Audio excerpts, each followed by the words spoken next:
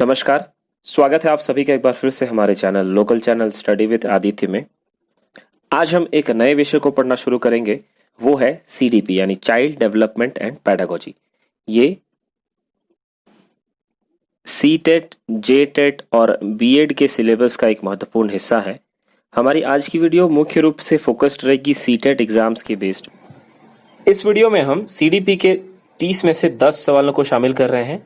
हमारी अगली वीडियो जो रहेंगी वो भी 10-10 सवालों को लेकर आएंगी, जिससे कि आप इसकी अच्छे से तैयारी कर सकें। तो चलिए शुरू करते हैं। पहला सवाल है, निम्नलिखित में से कौन सा प्रश्न चिंतन की गहन प्रकार की शैली को प्रोत्साहित करता है? आपके ऑप्शंस हैं, आधा का प्रतिलोम क्या होता है? दूसरा है, छोटी से छोटी या न्यूनतम अभाज्य संख्या क्या है? ऑप्शन नंबर 3 है, आधी मात्रा में चाय बनाने के लिए कितना दूध का प्रयोग करेंगे? और ऑप्शन 4 है, जोड़ या योग और व्यवकलन या घटाव का विलोम होता है। यह कहने का क्या तात्पर्य है? प्रश्न हम एक बार फिर से ध्यान देते हैं। इसमें कहा गया है कि चिंतन की गहन प्रकार की शैली को प्रोत्साहित करना। तो चिंतन क्या है? चिंतन एक जटिल मानसिक प्रक्रिया होती है। अभी हम अगर इनके ऑप्शंस को देखेंगे तो एक बात सीधी सीधी है कि प्रश्न का उत्तर जितना आसान होगा, चिंतन उतना कम करना पड़ेगा। प्रश्न जितना जटिल होगा या जितना कठिन होगा, उसको जितना एक्सप्लेन किया जा सकता है उसके आंसर को, यानी चिंतन उतना ज्यादा हो रहा है। तो पहला जो ऑप्शन है, आधा का प्रतिलोम, इसका भी वन वर्ड में आंसर होगा। न्यूनतम यानी सबसे छोटी से छोटी अभाज्य संख्या क्या है, इसका उत्तर भी एक ही शब्द में होगा या एक ही अंक में होगा। तीसरा ऑप्शन है, आधी मात्रा में चाय बनाने के लिए कितने दूध का प्रयोग करेंगे। ये भी आप एक शब्द में या एक वाक्य में इसका उत्तर दे सकते हैं। लेकिन जो चौथा नंबर ऑप्शन है, योग घटाव का विलोम होता है, ये कहने का तात्पर्य क्या है, इसके लिए आपको बहुत ज्यादा सोचना पड़ेगा।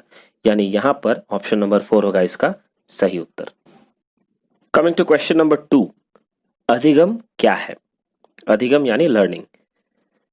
ऑप्शन 1, जो कुछ हम जानते हैं वह सब अधिगम किया हुआ है। ऑप्शन नंबर 2, व्यवहार ज्ञान और कौशल पर तुलनात्मक स्थायी प्रभाव है। ऑप्शन नंबर 3, प्रत्यक्ष रूप से अवलोकन और मापन योग्य है।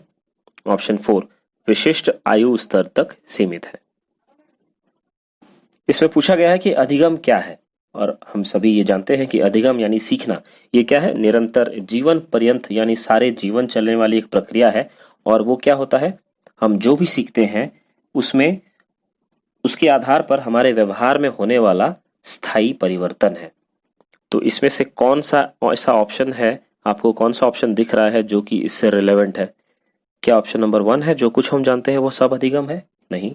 ऑप्शन नंबर 2, व्यवहार ज्ञान और कौशल पर तुलनात्मक स्थायी प्रभाव, यानी ऑप्शन नंबर 2 हो जाएगा इसका सही उत्तर।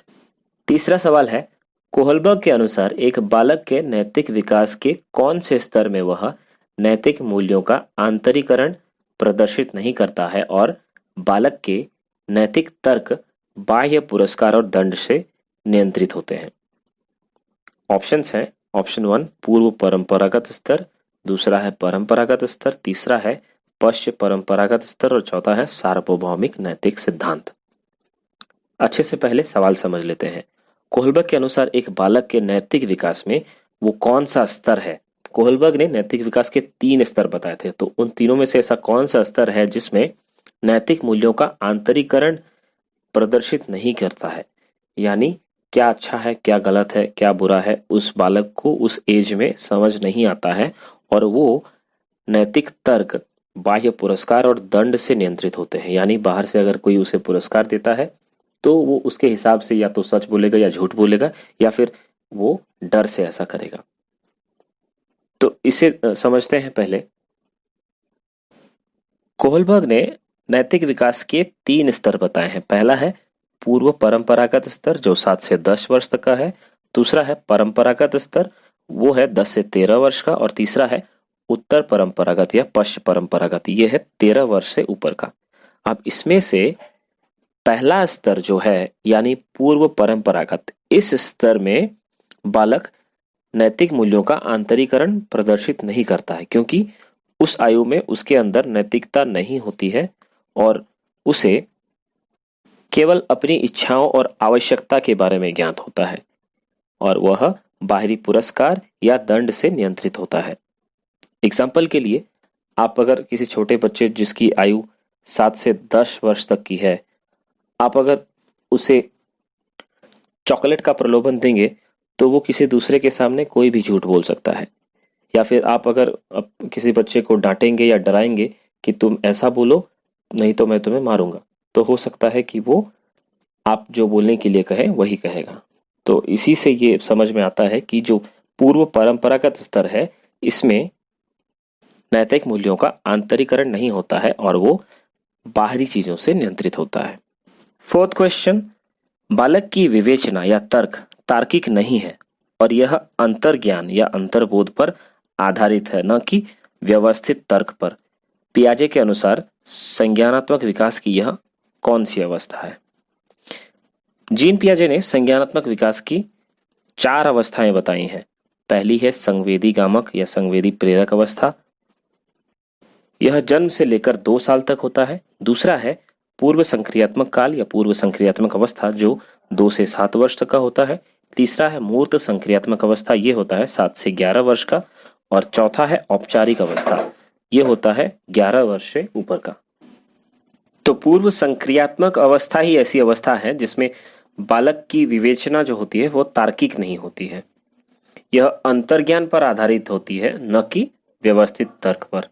इस अवस्था में बालक नई सूचनाओं और अनुभवों का संग्रह करता है और उसमें वस्तु स्थायित्व के गुणों का विकास होता है धीरे धीरे।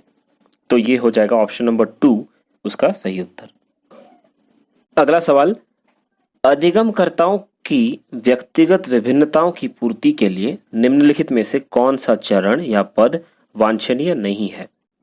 यानी लर्नर्स या बच्चों की व्यक्तिगत विभिन्नता को पूरा करने के लिए इनमें से कौन सा ऐसा ऑप्शन है जो कि जरूरी नहीं है? पहला ऑप्शन है व्यक्तियों की योग्यता का सही आकलन करना, ये बहुत ही आवश्यक है। दूसरा है व्यक्तिपरक अनुदेशन करना, इंस्ट्रक्शन देना इंडिविजुअली, ये भी जरूरी है। तीसरा है सामाजिक आर्थिक स्तर की पहचान करना, कहीं ना कहीं ये थोड़ा बहुत आवश्यक है पर उतना भी नहीं। और चौथा ऑप्शन जो है विशिष्ट प्रतिभाओं की पहचान करना, ये सबसे आवश्यक होता है, क्योंकि अगर किसी बालक में कोई विशिष्ट प्रतिभा है तो अगर आप उसे नहीं पहचानेंगे तो उसका विकास कैसे करेंगे? इस तरह से हम देखेंगे कि ऑप्शन नंबर 3 जो है इसमें हो जाएगा रिलेवेंट इस क्वेश्चन के अकॉर्डिंग, जो वांछनीय नहीं है, सामाजिक आर्थिक स्तर की पहचान करना। तो ये होगा इसका सही उत्तर। अगला सवाल है, निम्नलिखित में से कौन सा कथन चिंतन के विषय में गलत है?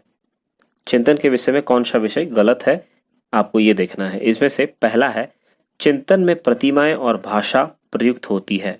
ऑप्शन 2, चिंतन एक प्रकार की सूचना प्रक्रमण या प्रक्रिया है। ऑप्शन 3, चिंतन संज्ञानात्मक प्रक्रिया का समुच्चय या सेट है। और चिंतन और भाषा असंबंधित हैं। ऑप्शंस को हम लोग ठीक से देखते हैं ताकि हम इसे समझ पाए। चिंतन में प्रतिमाएं और भाषा प्रयुक्त होती हैं, ये बिल्कुल ही सही है। ऑप्शन नंबर 2 है चिंतन एक प्रकार की सूचना प्रक्रमण करता है। जब आप किसी चीज को सोचेंगे तो आपके अंदर क्या होगा, सूचनाएं आती रहेंगी, ये एक प्रोसेस के थ्रू होगा, ये भी सही होगा। ऑप्शन नंबर 3, चिंतन संज्ञानात्मक प्रक्रिया, आपका जो संज्ञान है उसका जो पूरा प्रोसेस है उसका एक सेट होता है, ये भी सही है। जो ऑप्शन नंबर 4 है चिंतन और भाषा असंबंधित है, ये गलत है। इसको समझाने के लिए मैं आपके सामने एक उदाहरण रखना चाहता हूं। जब कोई भी व्यक्ति कोई सपना देखता है, उस समय मान लीजिए आपने ही कल कोई सपना देखा, आपने वो सपना किस भाषा में देखा है आप इसे याद कर सकते हैं। या तो आप उसे हिंदी में देखेंगे या फिर ऐसी भाषा में जो आप जानते हैं, जैसे हमारे यहाँ की लोकल लैंग्वेज बांग्ला है तो आप इसे बांग्ला में देखेंगे या फिर कोई क्षेत्रीय भाषा। कभी भी आपने कोई सपना अभी तक स्पेनिश में, चाइनीज लैंग्वेज में नहीं देखा होगा, क्योंकि आपको वो भाषा नहीं आती है। तो इससे आप सीधी तरह से समझ सकते हैं कि जो चीज आपको पता है वही चीजें आप अपने सपनों में देखेंगे। यानी आपका जो चिंतन है वो पूरी तरह से आपके भाषा पर निर्भर करता है।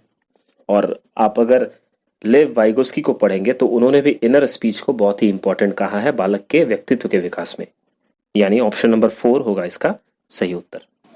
चलते हैं अगले प्रश्न की तरफ। प्रश्न है, निम्नलिखित में से कौन सा अधिगम नियम थॉर्नडाइक द्वारा प्रतिपादित नहीं किया गया है? ऑप्शन 1 है तत्परता का नियम। ऑप्शन 2 है बहु अनुक्रिया का नियम। ऑप्शन 3 है अभ्यास का नियम। और ऑप्शन 4 है प्रभाव का नियम। एडवर्ड थॉर्नडाइक जो मनोवैज्ञानिक थे, उन्होंने 20वीं सदी में तत्परता का नियम, अभ्यास का नियम और प्रभाव के नियम का प्रतिपादन किया था। यानी ये तीनों उनके द्वारा प्रतिपादित किए गए हैं। जो दूसरा ऑप्शन है बहु अनुक्रिया का नियम, ये इनके द्वारा प्रतिपादित नहीं किया गया है। तो ये होगा इसका सही उत्तर। अगला सवाल है, निम्नलिखित में से बुद्धि की कौन सी श्रेणी हार्वर्ड गार्डनर द्वारा उनके बहुबुद्धि सिद्धांत में नहीं सुझाई गई है? आपके ऑप्शंस हैं, ऑप्शन 1 गणितीय कौशल, ऑप्शन बी संगीत कौशल, ऑप्शन सी अंतर्वैयक्तिक कौशल या ऑप्शन डी व्यवहारिक कौशल। अब ये जो गार्डनर महाशय हैं, इन्होंने बहुबुद्धि सिद्धांत के अंतर्गत 8 प्रकार की बुद्धियों का वर्णन किया है, जिसमें से कौन कौन से हैं हम देखते हैं। चलिए, पहला है भाषाई बुद्धि, फिर है तार्किक गणितीय बुद्धि, स्थानिक बुद्धि, शारीरिक गतिक बुद्धि, सांगीतिक बुद्धि, अंतःपारस्परिक बुद्धि, अंतःवैयक्तिक बुद्धि और नैसर्गिक बुद्धि। तो इसमें से हमने देखा कि ऑप्शंस में कौन कौन से हमारे पास हैं। चलिए एक बार फिर से देखते हैं। गणितीय बुद्धि हमारे पास है, वो गार्डनर ने बताया है। संगीत कौशल, इसका भी वर्णन उन्होंने किया है। अंतर्वैयक्तिक कौशल का भी वर्णन है 8 बुद्धियों में। इसमें से एक बचता है व्यवहारिक कौशल, बस यही एक है जो कि गार्डनर ने नहीं सुझाया है, यानी ऑप्शन 4 होगा इसका करेक्ट आंसर। अगला प्रश्न है, निम्नलिखित में से अधिगम की कौन सी परिस्थिति बाल केंद्रित शिक्षा पर आधारित नहीं है? ऑप्शंस हैं, ऑप्शन 1 समस्या आधारित, ऑप्शन 2 अन्वेषण या खोज, ऑप्शन 3 निर्देशित अन्वेषण और ऑप्शन 4 है प्रदर्शन। वर्तमान शिक्षा का जो स्वरूप है वो बाल केंद्रित शिक्षा ही है। इसे चाइल्ड सेंट्रिक एजुकेशन कहा जाता है। इसमें से हम देखते हैं कि कौन कौन सा ऐसा अधिगम का प्रकार है या अधिगम की परिस्थिति है जो बाल केंद्रित नहीं है। ऑप्शंस में पहला है समस्या आधारित, यानी समस्या के आधार पर शिक्षा देना, ये बाल केंद्रित शिक्षा के अंतर्गत आता है। दूसरा है अन्वेषण, ये जो है ऊंची कक्षाओं के लिए होता है, जहाँ पे बच्चे खुद से अन्वेषण करते हैं, वहाँ पे कोई भी निर्देश नहीं दिया जाता है, क्योंकि इसमें भटकने के चांसेस या फिर इसमें ऐसा भी हो सकता है कि बालक को कोई निष्कर्ष न निकले, वो उलझ जाए। इसीलिए ये उतना आवश्यक नहीं है और ये बाल केंद्रित नहीं कहा जा सकता है। तीसरा है निर्देशित अन्वेषण, इसमें इंस्ट्रक्शन दिए जाते हैं और उसके बाद बालकों को खोज करने या अन्वेषण करने के लिए कहा जाता है। ये बाल केंद्रित शिक्षा के अंतर्गत आता है। ऑप्शन 4 है प्रदर्शन यानी डेमोन्स्ट्रेशन। प्रदर्शन भी पूरी तरह से बाल केंद्रित शिक्षा के अंतर्गत आती है। तो इसमें ऑप्शन नंबर 2 होगा इसका करेक्ट आंसर। नेक्स्ट क्वेश्चन, निम्नलिखित में से कौन सा आंतरिक अभिप्रेरणा का उदाहरण नहीं है? पहला है दुश्चिंता, दूसरा है उपलब्धि की आवश्यकता, तीसरा है आकांक्षा स्तर और चौथा है प्रशंसा। अभिप्रेरणा 2 प्रकार के होते हैं, आंतरिक और बाह्य। इसमें से हमें ये बताना है कि कौन सा अभिप्रेरणा आंतरिक नहीं है, यानी बाहर से आने वाली है। दुश्चिंता अपने अंदर से आती है, यानी ये आंतरिक हो गई। दूसरा है उपलब्धि की आवश्यकता, खुद के लिए अचीवमेंट की नीड, वो भी आंतरिक होती है। तीसरा है आकांक्षा का स्तर, आपके अंदर की आकांक्षा वो आपकी अपनी होती है, आपके अंदर से आती है। नंबर 4 जो है प्रशंसा, ये प्रशंसा बाहर से आती है। प्रशंसा, पुरस्कार, ये सभी बाह्य अभिप्रेरणा के प्रकार हैं। तो जो प्रशंसा होगा, प्रेज, ये हो जाएगा इसका सही उत्तर, यानी यही है बाह्य अभिप्रेरणा का प्रकार। तो ये था हमारा आज का वीडियो, जिसमें हमने CDP के 10 सवालों को शामिल किया और उनके आंसर्स को डिटेल में जाना। जल्द ही हम इसके अगले पार्ट को लेकर आएंगे, जिसमें अगले 10 सवालों का हल किया जाएगा। इस तरह की अपडेट्स आप लगातार पाने के लिए हमारे चैनल के साथ जुड़ें, अगर आपने अभी तक इसे सब्सक्राइब नहीं किया है, और तैयारी साथ ही करते रहेंगे। जल्द ही आपकी एग्जाम्स भी होंगे, उम्मीद है आपको सफलता जरूर मिलेगी। तब तक के लिए अलविदा।